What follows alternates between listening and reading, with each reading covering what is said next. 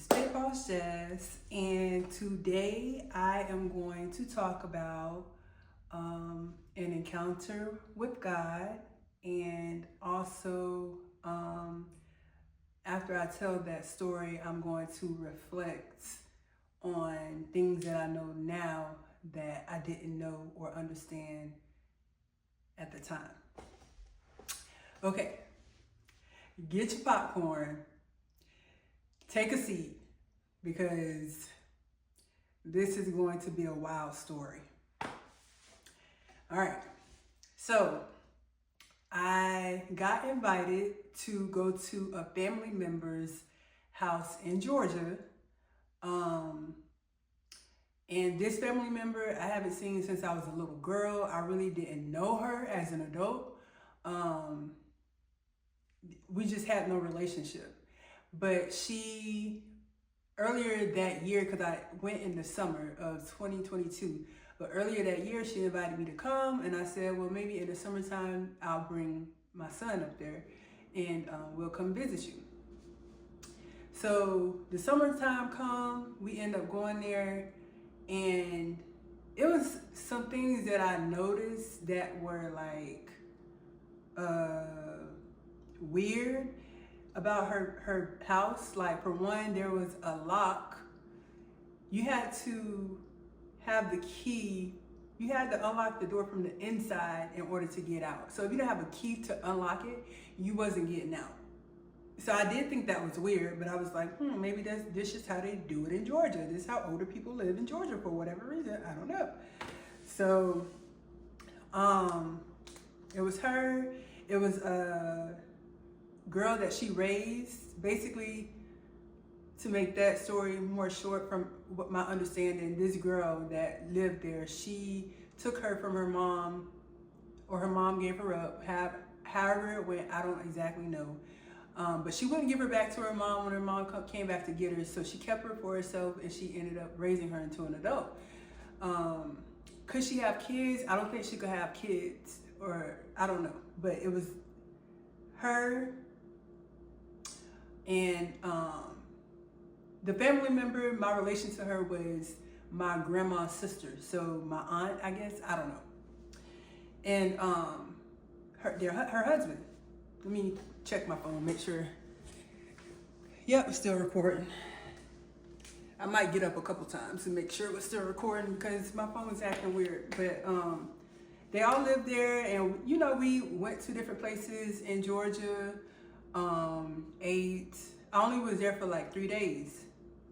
But as I'm there, she was going through her closet, and just giving me things like, some of the things I can remember that she gave me was a chair that the girl she raised used to sit in. It was like a Winnie the Pooh chair or something. She gave it to me for my son, because at the time my son was 5. I'm going to try to remember everything and not leave out parts. But at the time my son was 5, and so she gave me that chair. She gave me like my great-great-grandma's ring that had an A on it, and because my great-great-grandma's name was Annie. She gave me a watch. She gave me pictures of like my sibling, like my twin brother, because I have a twin brother, and my cousin. She grew up with us like a sibling. So she gave me a picture of like my mom while she was pregnant with my younger brother. Those are just to name some of the things that she had given me, but all the things she had gave me took up my trunk and half of my back seat, right? I remember I had a dream, and at this time, I don't have a relationship with God. I don't know who Christ is. I do believe that there is a God. I just was lost, and I wasn't paying attention to my dreams at all. But I've always been a dreamer. I just recently started paying attention to them. But I had a dream that my grandma's sister, which we're going to call her my aunt, she, because I don't got time to figure out what to call her at this point. She was sitting on her toilet, or next to her toilet, and my son was throwing up. And she was like looking at me with her eyes stretched wide and was like, he's throwing up. And I was just like, well, that was a weird dream. And, you know, I didn't think nothing of it. I think I was also having other dreams that I can't remember. I remembered at the time, but I don't remember now because, like I said, I wasn't paying attention to them. And so it was time to leave. So I left. I put everything she had gave me in my car, got home. I didn't take anything out the car because I had no intentions on keeping the things. I feel like I've had this thing where I don't want to reject or turn down things that people try to give me or come off like snobby or like I'm too good to take things from people. So I used to just take, all right, whatever, but mentally I know that I'm not going to keep this stuff because I have no use for it. I was going to keep the ring that belonged to my great-great-grandma and the watch and the pictures, but like the other stuff she had given me, I was definitely going to put next to the Salvation Army dumpster or someplace like that. So I made it back home from Georgia to Florida, and I got out the car, got my son out the car, went in the house, everything was normal. I don't think I went anywhere the next day. I believe it was 2 days later that everything just went downhill. Well, in hindsight, it was going uphill, but in the moment, hell broke loose, right?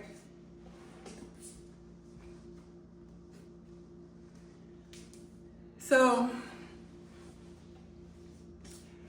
okay, I get in the car. It's me and my son. At the time, he's 5. Could have been 6. 5 going on 6. I don't know. I can't remember. I have to sit down and do the calculations. And okay, so this happened in, now it's going to bother me because I want to get the age correct. This happened in 2022. He was 6. So I get in the car and my son's in the back seat. So I'm driving, and all of a sudden, out of nowhere, this is 2 days after I've been home, and the stuff is still in the car. I didn't do anything with it. My son says, "Get rid of the skeleton in the trunk." I flipped. I went crazy. My mind could not handle what I just heard. Oh, I skipped the part, the skeleton. So while I was at her house, out of some of the things that she gave me was this skeleton. At the time, only thing that came to my mind was, this is weird. It's not Halloween. But she told me to give it to my son. And my son was in the room with the girl that lived there that she raised while she was playing a guitar. And now looking back on it, it seemed like a weird setup. So she gave it to me. She told me to give this to Cam, because my son's name is Cameron. Give this to Cam. So me, being ignorant, was like, okay. So I took this skeleton, I gave it to my son, and then I walked back in the room to continue going through the things that she was going through in her closet to give to me, as she talking, telling me like family history and some things that I wasn't aware of that had happened, and I was already like kind of emotional too. Well, not in the moment with the skeleton, but part of my visit there. So yeah, that's how the skeleton comes into play. Now, back to where I was at. I heard my son tell me to get rid of this skeleton that's in the trunk. So the thoughts that are going through my mind are, out of all the things she gave me, how does he know that this skeleton is in the trunk, right? He is 6 years old. As a mother, I know where he's at, or I felt like I knew where he was at mentally as far as his awareness for him to be able to track something like that to being in the trunk. I'm like scared out my mind. And I looked in the back seat And then I turned back facing the road because I'm trying to keep myself calm. So I'm talking to him and I'm like, okay, and what else should I get rid of? He said, the phone. And I was like, oh no, I ain't getting rid of the phone. I was like, I don't know why he's telling me to get rid of this phone. The phone ain't going, but that skeleton can go. So I didn't listen with the phone. And I'm panicking, but I'm not talking to him like I'm panicking. I'm talking to him really calm because I know that this is my son, but I don't know that this is my son. So I'm trying not to flip out, but inwardly it sent my mind in a frenzy and I'm panicking. So, all right, now I'm trying to find a place to get this stuff out my car. At this point, I don't care where it's at. So I see a dumpster, I pull over to this dumpster, and I just started slinging everything she had given me. I didn't care what it was. My great-great-grandma's ring, the picture, everything had to go in that dumpster, and I'm just slinging it in the dumpster, slinging it in the dumpster. And as I'm slinging it in the dumpster, and I'm getting the stuff out the back seat, I see my son do this.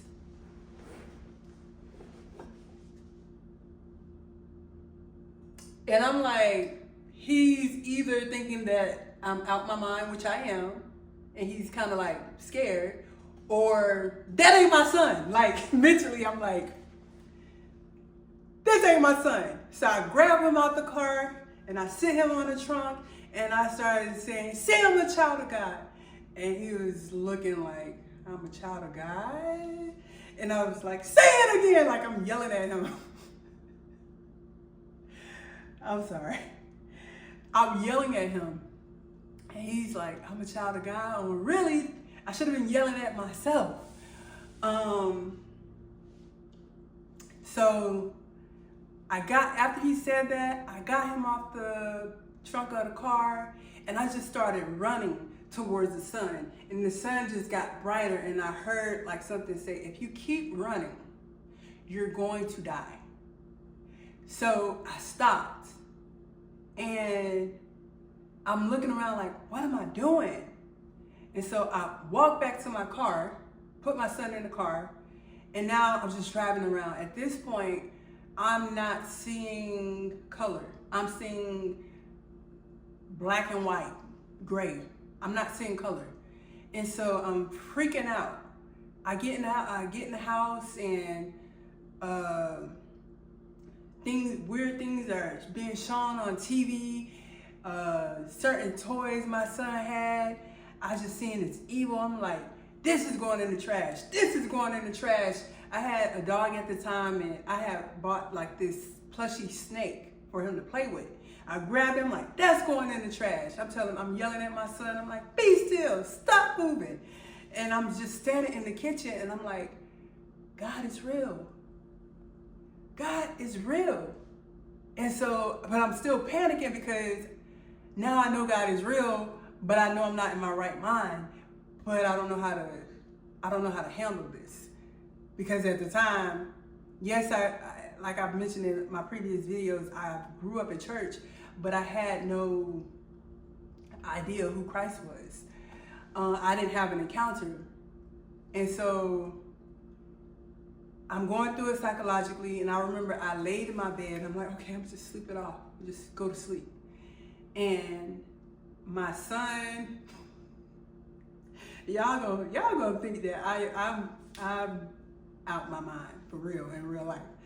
But as I'm laying down, I think I had got some food, and I didn't get my son any food, and it was because I knew he didn't eat what I was eating, but I didn't find like an alternative or ask him if he wanted something else to eat.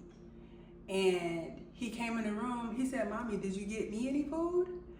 And I said, no, what do you want to eat? You don't eat this, what do you want?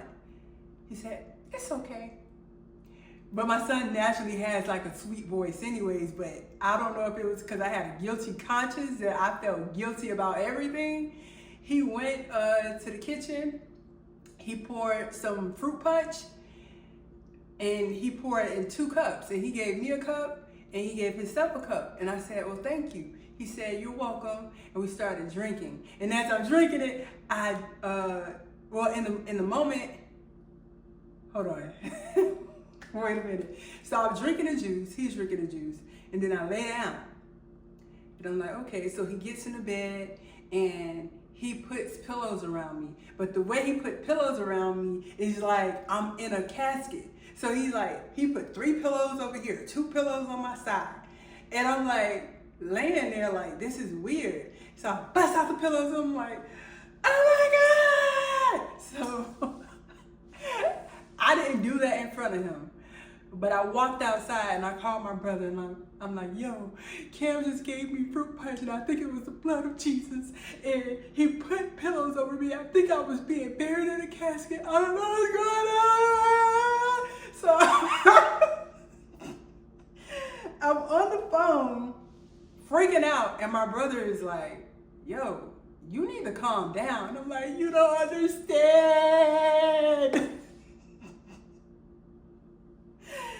You don't understand.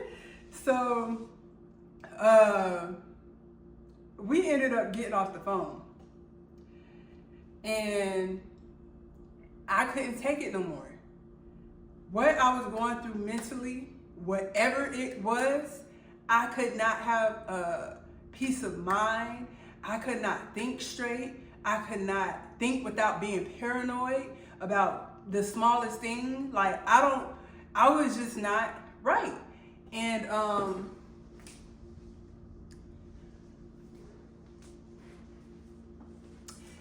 I was just not right. And I got on the road. I'm like, I gotta go back home because I'm 3 hours away from home. I don't know anyone besides, people I was in the military with. But at this time, I'm out the military. Some of them moved back to, their hometowns. So really, I don't really have any like friends or church. I don't have that around me. It's just me and my son. And so I get on the road. I'm driving back home. I stop to get gas. I don't even know where I stopped at. I just remember I walked in the store, I grabbed the water, and I asked the lady at the register, hey, can I have this water? She said, for free? No, you gotta drink that water. And then I looked at her and I looked at the water and I was like, you wanna go to jail? Like, I was having these thoughts in my mind about some dang on water. So I'm like, I just put the water back, and then I went and I filled my tank up. And I was like, why you didn't want to pay for the water? What you paying for gas? Like, I just felt like I shouldn't have to pay for water. So I was like, okay. So the lady's looking at me like, what? Like, you're not even making sense right now. So I just walked out the store. And then as I'm driving, my phone like started glitching. It's telling me to go this way, go that way, go this way. Like, the GPS is not working. And I'm like, I don't know if this is the GPS or if this is my mind. Either way it go, I don't know where I'm going. Then I started seeing stuff. I started seeing like visions, like flipping through my mind, like some people that were like over me in the military, like higher ranking than me. It was like a scene of them saying, she's gonna get away, get her. And so I'm in traffic, like swerving, like I'm literally trying to get away from something in real life in traffic. And then I didn't watch Game of Thrones, or it was a TV show similar to it if it wasn't Game of Thrones, that was popular while I was in the military, but I've never watched it. I've seen like scenes of it, but I could never like get into it because I'm not a TV show or a movie person. But I was seeing like scenes or visions or something about that going on in my mind.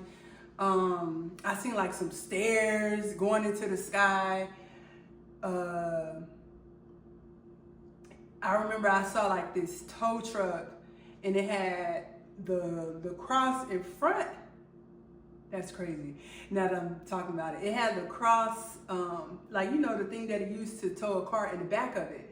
And so it turned down the road, and now all of a sudden I think my son is baby Jesus, and I'm married, and the truck turned down this road, and if I turn down this road, oh my God, they're gonna kill my son. Like, I was just thinking all type of crazy stuff. I'm thinking, like, if I follow, it was a truck that looked like it was my dad's truck. Okay, if I follow this truck, it's gonna give me a good direction of where I need to go. I'm out of it to where you would have sworn I'd have hit a line of crack. Like, you would have sworn I was on something. And at this point, I think I seen like a cemetery, like a cemetery for like military people or something. I don't know, but I started seeing red, white, and blue. So before I was just seeing black and white and some gray, then I started seeing red, white, and blue. Like, those were the colors. If anything in the city, if it really was that color or not, I don't know. But if it was red, white, or blue, it would pop out to me. And then as I'm driving, I remember just stopping, and I was like panicking because I don't know where I'm at. My phone's not working. I can't get home. I'm lost. And so my son's in the back seat. I don't think he knows what's going on because, like I said, outwardly, I tried to act calm and normal so that he wouldn't be like, you know, traumatized from what I was experiencing. And as I stopped, I just got back on the road, and this car, it was a yellow Scat Pack, Charger, Dodge Charger. It pulled up next to me, and it caught my attention because it was yellow, and that sensed to me like, slow down. And I think colors were very like, I was something with like stimuli and my sensories and stuff. Colors kind of like, that color yellow signaled something to me. And so I slowed down and I looked, and the guy, he was like a young boy, probably 20. I can't remember exactly how old he was, but he asked me, are you okay? And I said, like, we're driving in traffic. I'm in traffic. He pulled up next to me. He like rolled the window down. I rolled the window down. He asked me, are you okay? I said, no. I said, no. And he was looking like, what's wrong? Pull over, pull over. So I pulled over, and he got out the car. He was like, are you okay? And I was like, no, I'm trying to make it home. I don't know where I'm at. Can you take me home? I'll give you gas money. And he was looking like, yo, where's home? I said, I live in Tampa, or my family's in Tampa. He was like, well, I can't drive all the way down there. So I said, okay, that's fine. And then as I'm talking to him, I see like some slavery stuff going on in my mind. And it's this old house, and this white lady, she come out the house, and she like pull out her cigarette. She looked in my direction. She sat on the porch. So I'm like, am I seeing things again? Because I keep looking off. So the boy asking me, he like, are you okay? And I'm like, you see that? And he was like, see what? I said, never mind. And he started like dying laughing like, yo, what is going on? He's thinking I'm tripping off some drugs. But I asked him that because I'm trying to see if he see what I see. And once he said, see what? Like, no, I don't see nothing. I know you don't see what I see, so I'm not even going to explain what I see. And so then I asked him, could I use his phone? So I used his phone. I called my mom. I was like, Mom, I'm in Ocala. Can you come get me? I don't know where I'm at. I'm lost. And so my mom was on the phone like, what? what is going on? Put him back on the phone. Put that guy back on the phone. So I gave him the phone, and I guess she told him to ask him to sit with me until her and my dad came up there to get me. And he did. He sat with me the whole time. And so this when things started getting weird. So he's helping me,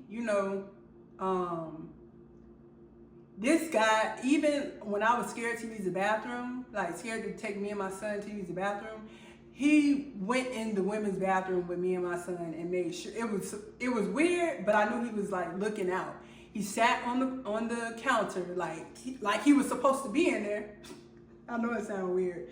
He sat on the counter like he was supposed to be in there while I used the bathroom with me and my son because I was scared for whatever reason to use the bathroom. So I used the bathroom. I walked out. He sat with me for like an hour and a half. I'm talking. He's talking to me. He's asking me, like, I don't even know what we're talking about, but I do know, like, we exchanged social medias. And then all of a sudden, his face started twisting.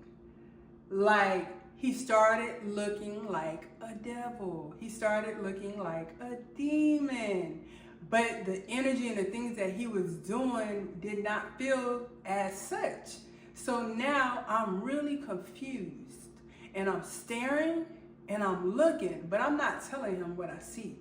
I'm just, because at this point, I know you don't see what I see because I've asked you before about something and you laughed at me. So now I'm not going to say anything else about what I'm seeing in you.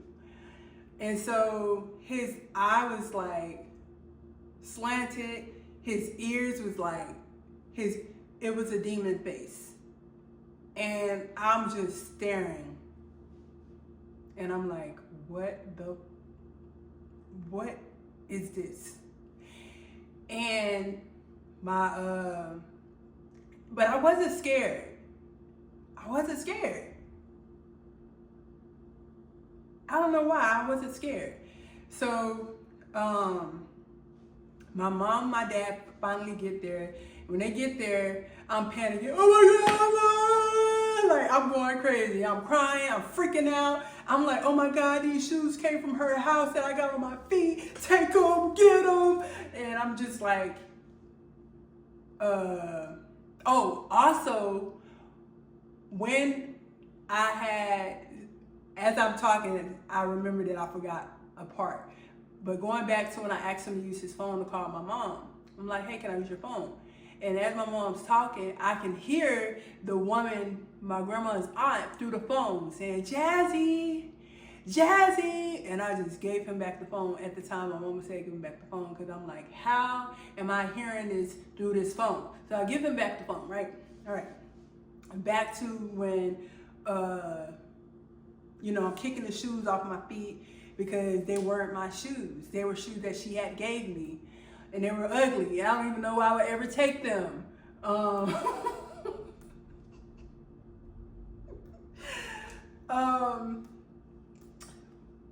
So I get in the car, I get in the truck with my dad, and then my mom's driving my car with my son, right? So we're on the road getting back to Tampa. And I'm just talking to my dad, but my nervous system is through the roof. It's heightened. And I remember like someone in my family had died from getting hit by a semi-truck. So we're driving past the semi-truck. So I'm like trying like to not grab the steering wheel, but I couldn't help it. And I'm like trying to grab the steering wheel to get away from the semi-truck. And my dad like pushed me out like, what are you doing? And I'm like, I don't know. Like, I don't even remember what I said, but I was out my mind. And then I started like, explaining to my dad things that I had went through while I was in the military. Because being away from home, you kind of get disconnected and you're not as personal. You don't share certain things with your family because you've been away for so long. So I started just talking to him and having a conversation with him, and I've never seen my daddy cry. He broke down in tears. And that was the first time I've ever seen him cry. And we made it back to we made it back to my parents' house, right? And so while I'm there, it just seemed like, I don't know how to describe it. It seemed like an unreal world. It seemed like Judgment Day. I don't even know to go to that extreme. It just seemed like all my family was there, like my grandma, my sisters, my siblings was there, my mom was there, and they were all looking at me. I guess they're trying to figure out what's going on, because I have this thing where I like to play, and I play a lot. But I feel like in this moment, they could not tell if I was playing or if I wasn't playing. And to this day, I believe they think that I was playing, but I was not playing. And I remember my dad trying to like hug me, and I'm like, get off me, like I'm pushing him off. I'm pushing him off me. My mom and my grandma was leaving to go get my little brother from wherever he was at, so I was gonna ride with them. And as I'm in the back seat of the car, I'm like out the window, no, no. I don't know why I was yelling no. I think I felt like something bad was gonna happen, or they were gonna go like kill me or something in my mind. I don't know, but I was hanging out that window. So they were like, oh no, we gotta drop her back off home. So they turned around before we even left out the housing area. They dropped my crazy tail back off at the house. So I went back to the house, and then that's when I seen like my grandma face looked more cat-like, but it was still distorted. Like the boy, his name was Jaheen, like his face was. And then my little sister, her name is Faith, her face was distorted like that too, but her face and the boy Jaheen's face looked more similar than my grandma's face. My grandma's face, her name is Lily, it looked more cat-like. And so I'm looking at their faces when I'm back at the house, when I went back to the house, and I'm looking at everyone's faces, and I'm like, why just their faces look like this, but no one else's face looked like this? And then as I'm sitting there and I'm trying to lay down, I can't go to sleep. I'm up. It's like 3 a.m. at this point, and I remember like I just grabbed the phone out of my mom's hand, because I don't know if, like I said, they thought I was playing or this was like some thing I done set up or something. I don't know, but I grabbed her phone and I could just call 911, and then she grabbed the phone back from me, and I guess she talked to the operator or whatever. And the ambulance came. So my mom got in, because she's a nurse, she was a nurse at the time, and she got in the ambulance with me. And I remember I was in the ambulance, and it was like the 2 or 3 people, I forget like what they're called, but they're sitting in the back of the ambulance, and I'm yelling at them like, do you know who I am? I didn't even know who I was. And I was saying some other things, but I was snapping like, yeah, like I'm this and I'm that. I don't even know what I was saying, but I know I asked them, do they know who I was? And they're like, no. One of them was like, no, I don't know who you are. And then I asked something about being in the military. I was just having a conversation with them or something. And then I got out the ambulance, went into like whatever the hospital it was, psych ward. At the time, I think it was the hospital. And while I was there, they had asked me to pee in the cup. I guess trying to see if I was on drugs or something. But mentally, I'm like, they're gonna do something with my pee. No!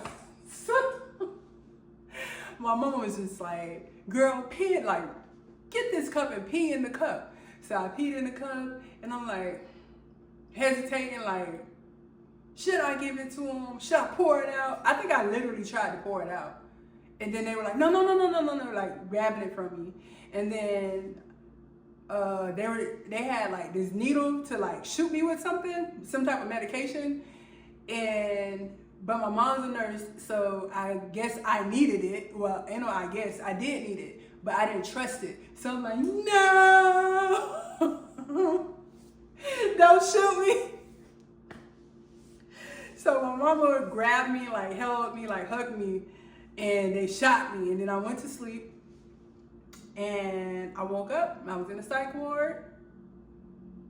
My experience in the psych ward was crazy. I'll probably make like a short video about that. But after I got out, they diagnosed me with PTSD, which I was in the military for 8 years. There is no way you get out the military and not have some type of psychological issue going on from being in the military. But yeah, that's what they diagnosed me with. But I wanted to like reflect on that, everything that happened 2.5 years ago.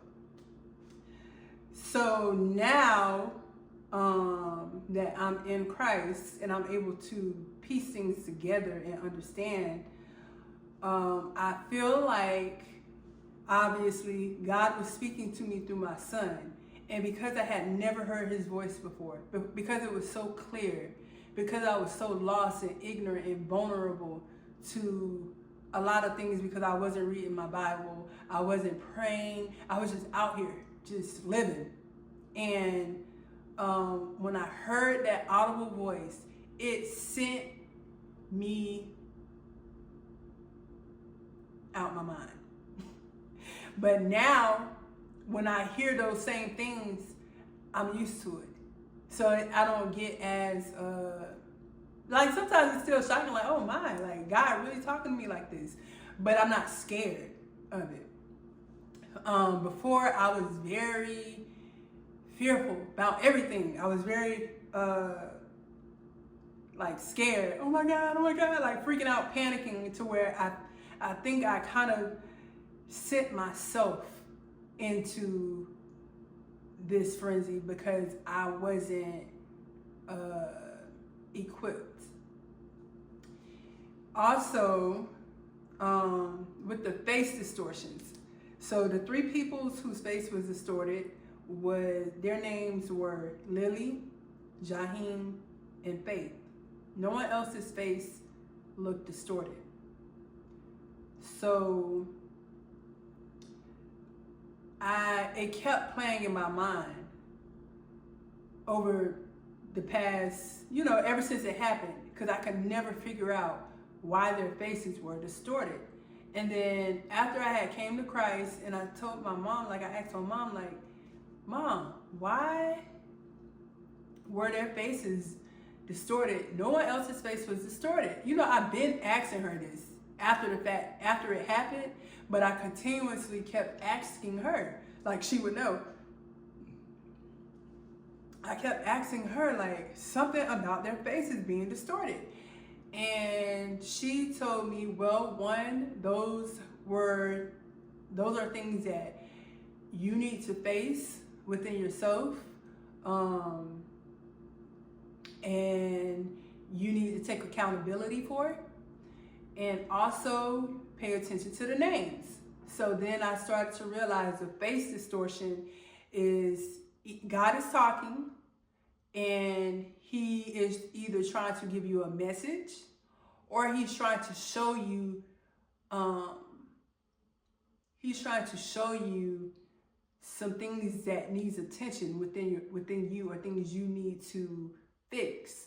Now, do I have any biblical support? No, I'm just speaking on what I think and my experience and how it was for me.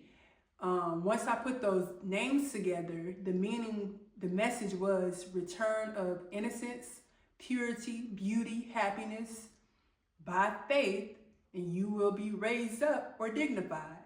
Lily Faith Jaheim. It took me 2.5 years to get the message, because I didn't know.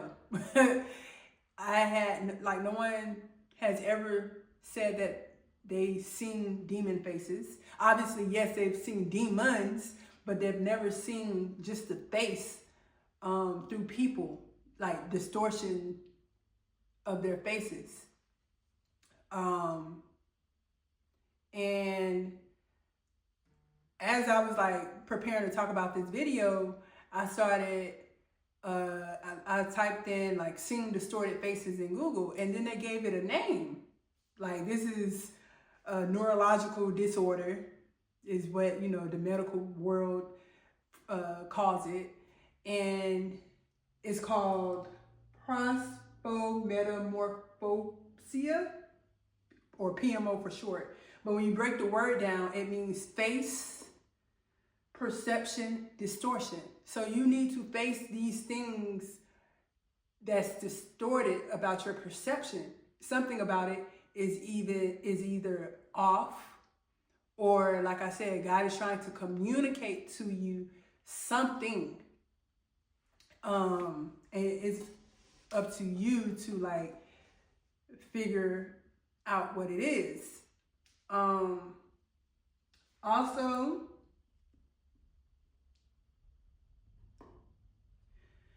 I feel like since it took me 2.5 years to understand that, this message is to bring awareness to it. If you see these things, God is trying to grasp your attention. Rather, he's trying to just talk to you, give you a message, or show you some things inwardly that you need to fix. I think for me, it was a combination of both. I need to fix my purity. I need to fix my beauty, my innocence. I need to fix my faith. I need to be dignified. I need to work on my dignity. So for me, it was both. But he's trying to talk to you, and don't take 2.5 years to figure it out. By that time, I had already, you know, came to Christ, and by another means, another way. But he was definitely trying to speak to me prior to that. So if I would have known, I probably would have came to Christ earlier or sooner, but I did not know. But yeah, so like once I did my research on this like neurological disorder, I wouldn't call it a disorder for me, because I saw it that one time, and then like in the summer of last year of 2024, I was ordering some pizza, and this girl, she was like, I was at Blaze Pizza, she was making my pizza, and her face was looking how I seen those other people's faces looked. And I don't know her. I don't know her name. I didn't ask. But now, since I know like that is a way that God can talk to me, I can ask for a name. I can look at the name tag, or, you know, figure out what it is that he's trying to communicate to me through that person. And I ain't gonna lie, I ate the pizza, but I prayed over that pizza, because I was like, I don't know who this is making this pizza. But like I said before, like, I wasn't scared when I was seeing it. It was just interesting to me, like, why am I seeing this? But yeah, that is my message about having an encounter with God and seeing things that other people don't see. And hopefully this would be an invitation for you to listen to someone who's experienced it and understand that This is a call from God to come to him through Christ. And yeah,